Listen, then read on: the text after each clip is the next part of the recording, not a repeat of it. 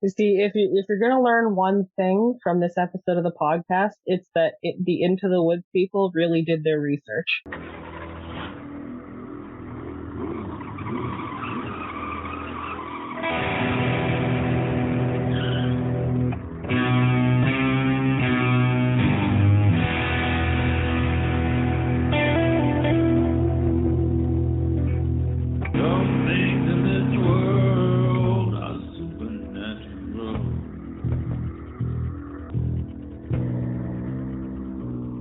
My name is KJ, and you're listening to the Supernatural Opinions podcast, where some things in this world are supernatural. My pronouns are she, they, and this is the podcast where I talk to my fellow Supernatural fans about Supernatural, and we share our Supernatural opinions. Today I'm being joined by Meredith, Nick, and Audrey. Meredith, remind the people who you are. My name is Meredith. My pronouns are she, her, and I get to talk about fairy tales for free. Yay, I am excited-ish to talk about fairy tales. I like the ish. That's going to be fun later on. I don't love this episode, not gonna lie. Nick, remind everyone who you are. Hey, I'm Nick. I'm going by Geham, and happy to be back again. And Audrey, I think this is your first time with us this season, so remind everyone who you are. Yeah, I think so too.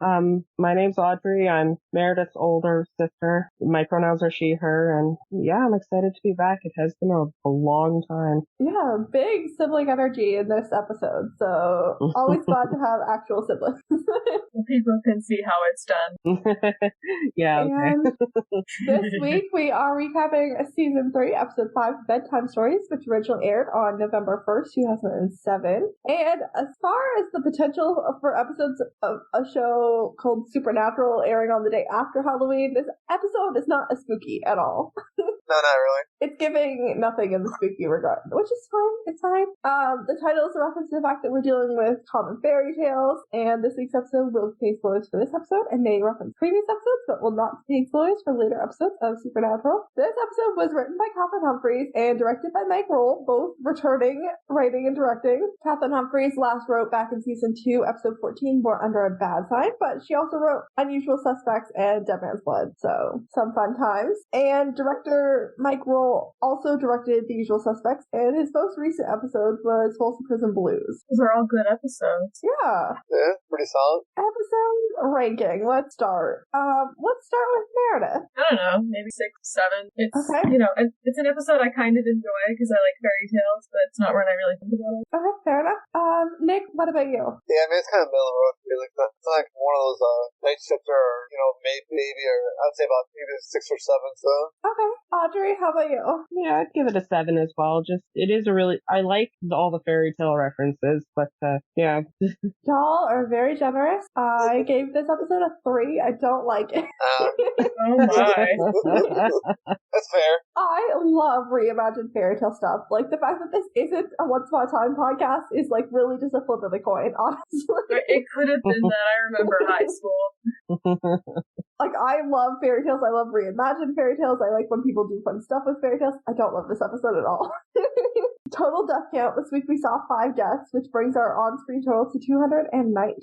And the on-screen total for this episode was 6, which brings that total to 1,383 plus. Yeah, it's a few. Yeah, We're just working our way up, yeah. Just a little. Getting into the recap from there, they have a little on the then portion of the then and now. Dean's voiceover in the recap sounds like maybe they tried to pitch his voice down a little bit more. Like, I think it was like his season 1, like, Dad wants us to pick up where he left off or something like that. I forget what he said, but it was like from like season 1, and it's like they wanted to like make his voice deeper, and it just came off kind of like he was like aggressively energized. All right, I'll have to rewatch that. We start on a sign that reads "Once upon a time," and it's like 5 these new homes. There's something growly. There's 3 rounder men arguing about building materials, and they get attacked by a wolf. They're the 3 little pigs. Don't love that, but it's fine. We're gonna pretend that there's not like fatphobic implications of that and move on.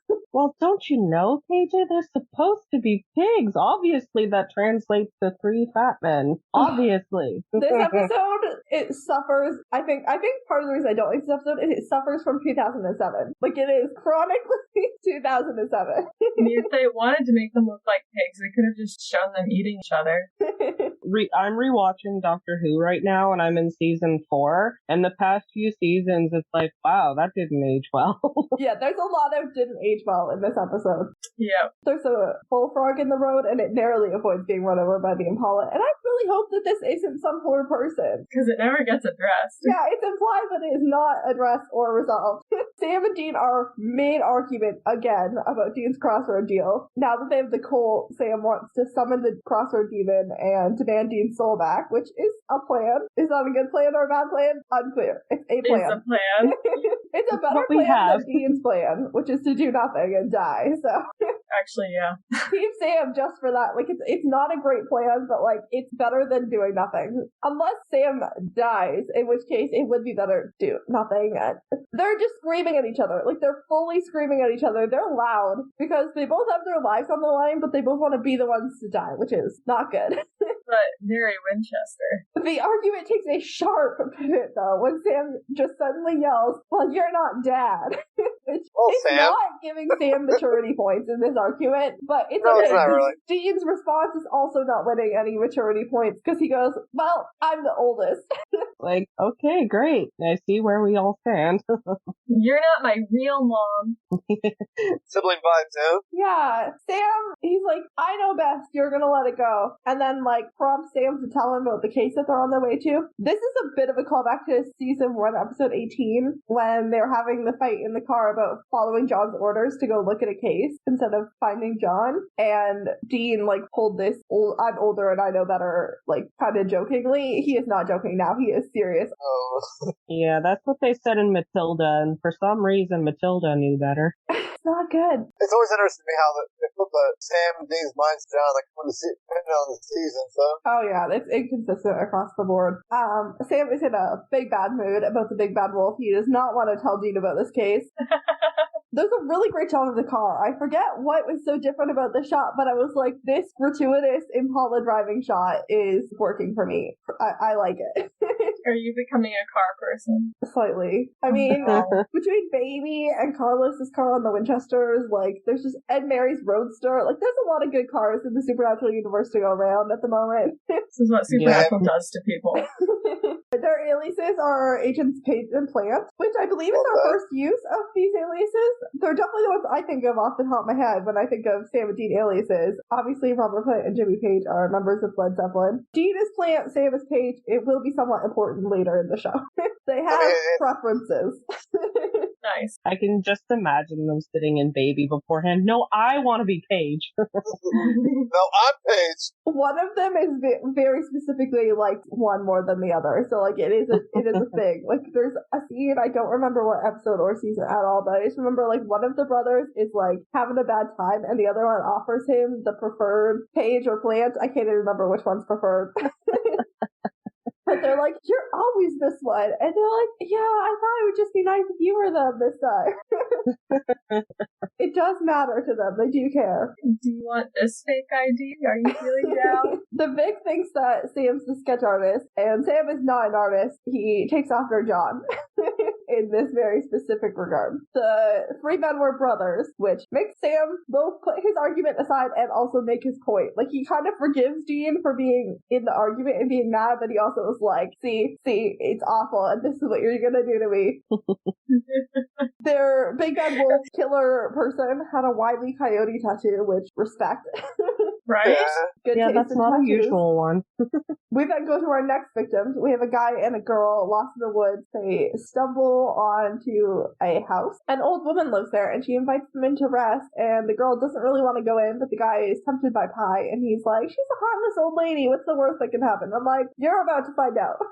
Wouldn't you like to know? Old ladies can be serial killers too. Exactly. Yeah, and like, do you not know what show you're on? Also, like, how do you think old people get old? Like, Yeah, They seriously. kill all the competition. You don't get old by, like, not learning how to stand up for yourself, defend yourself, take advantage of a situation. Yours was a lot nicer than mine. It's more applicable to different situations.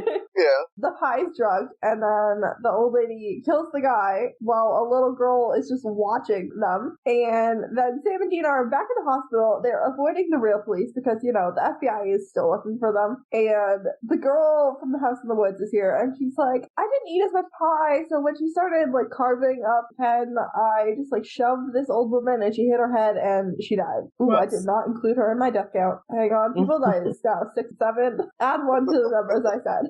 All right. Good idea. So we can't forget the old witch in the woods. She's I forgot. She's such a staple. She makes it break the episode, yeah. Definitely. 1,384 plus. Gotta keep that as accurate as possible. Okay, so yeah, so she shoved the old woman, she hit her head, and she died. The victim is Walter. She describes the little girl that she saw as having pale skin and dark hair, a, quote, beautiful child, and notes that that's an odd thing to see when you're being brutally attacked in the middle of nowhere, and also an odd thing to, like, remember. Yeah. I mean, she probably remembers it because it was an odd thing to see. Yeah. Also, like, I think when you're seeing something horrible, you just focus on something not horrible, like a little girl standing over you. Yeah, that's what I was about to say.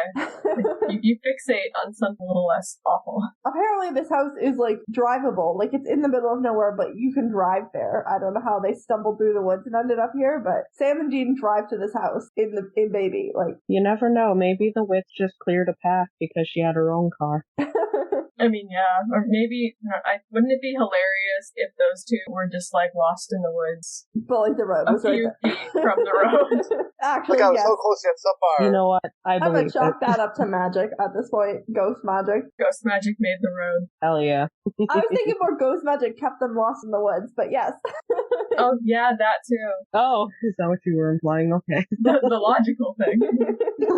Yes, that makes more sense. There's EMF by the window, but this, like, wasn't a ghost. Like, the old woman, like, killed the guy, and they're like, that's really weird. And Sam's like, I have a theory, and my theory is fairy tales. Like, he's like, Do tell. yeah, he's like, old woman, people lost in the woods, just eat them. Like, that's Hansel and Gretel, which, I mean, Supernatural's gonna do better later, so. Fair enough, yeah. 3 little pigs, and the 3 dudes from the cold open. Dean makes a fat joke, because of course he does. Again, chronically 2007.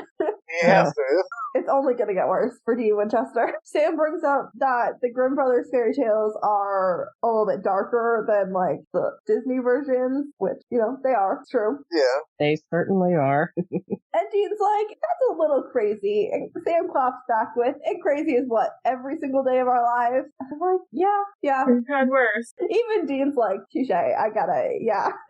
Like, now would have been a good time to bring up the possessed demon truck. Yeah. Dean says, we gotta do research now, don't we? And then cut to Dean coming out of some office. I didn't even write down what office he was coming out of. Don't know if we saw. Don't care. It's not important. Dean's, like, there's no missing or dead children matching the description of little girl with pale skin and dark hair. And Dean's, like, very concerned he might have just wasted 6 hours. And I'm like, what were you gonna do with those 6 hours anyways? I I don't mean, know, that's a good but point. maybe he had a plan. The scene is shockingly badly lit because they're walking outside.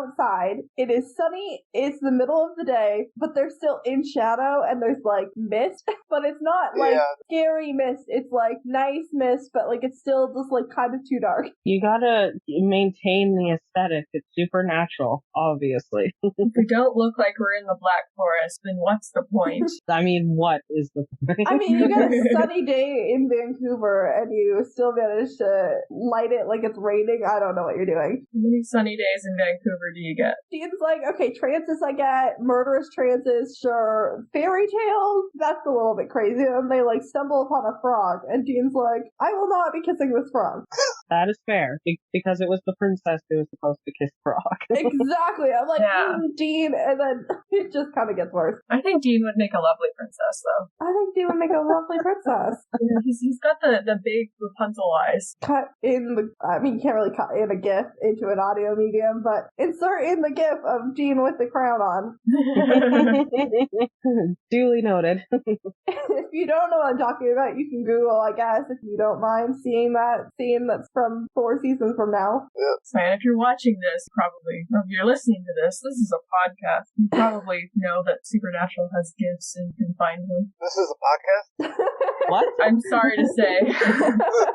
Indeed it is. Sam spots a pumpkin and a mouse on the porch, and he's like, that's enough for me to bring up Cinderella. And then Dean uses the word gay in a derogatory sense, and oof, that's extra 2007. Not aging well. Also, fairy tales aren't inherently feminine, Dean. Exactly. Yeah, But also, as someone who was in elementary school in 2007, about the age where kids are just starting to learn bad words, can confirm this is a totally awful but very normal at the time use of the word gay. Yes. Oh, yeah. Yeah, it certainly was. Absolutely normal, but should never have been. Sam